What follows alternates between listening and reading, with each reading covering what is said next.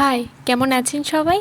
আমি বর্ণালী আর সবাইকে স্বাগত জানাই আমার ইউটিউব চ্যানেল লাইফ উইথ বর্ণাতে। আজ 15 তারিখ বৃহস্পতিবার আর আমি ভিডিওটা শুরু করছি ঠিক দুপুর থেকে। এটা আমার চ্যানেলের ফার্স্ট বড় ব্লগ আর আমি ফার্স্ট টাইম বড় ব্লগে ভয়েস ওভার করছি। জানি না কেমন হবে। দুপুরে লাঞ্চে আমি বানিয়ে নিয়েছিলাম ফ্রাইড রাইস আর আলু কষা। দুদিন হলো আমার ভাই এসেছে, তাই জন্য তাড়াতাড়ি লাঞ্চটা কমপ্লিট করে আমরা বেরিয়ে পড়েছিলাম একটু বেরু করতে। কোথায় যাব ভাবতে ভাবতে ভাবলাম যে চলো আজকে ইকো পার্ক ঘুরে আসা যাক।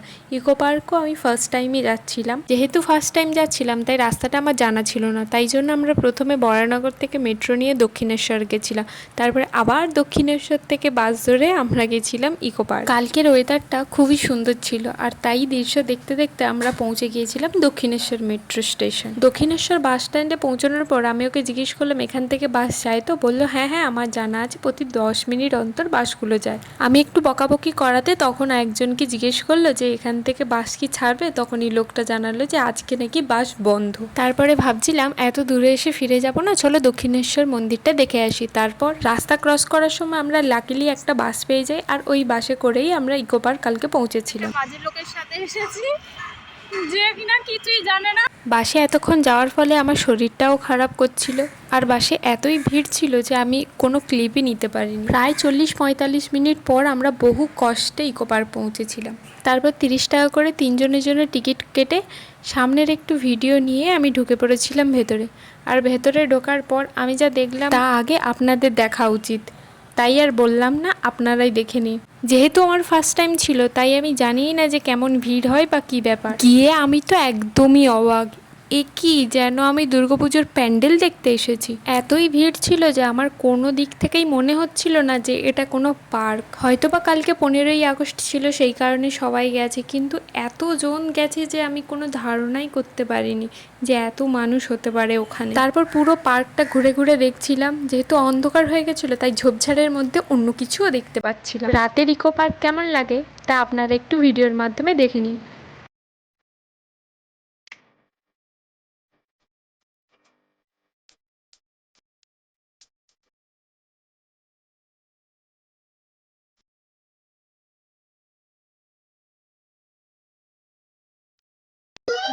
আমি ঘুরতে এসেছি তাই আমার গালে ব্রণ বেরিয়ে। হাঁটতে হাঁটতে খুবই খিদে পেয়ে গেছিল, তাই দোকানে এসে রোল অর্ডার দিয়েই বসে পড়েছিলাম একটু আড্ডা দিতে। তারপর যা আমি ঝোপঝাড়ে দেখছিলাম তা এখানে ওপেনেও দেখছিলাম।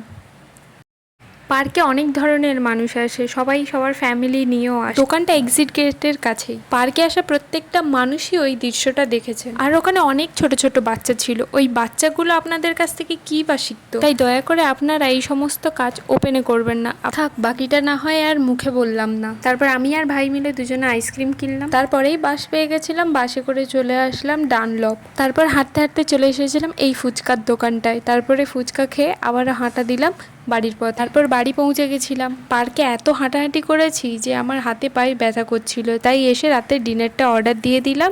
দুজনের জন্য 2টো ধোসা আর আমার জন্য দই বড়া। সত্যি বলতে ধোসাগুলো সত্যিই খেতে ভালো ছিল।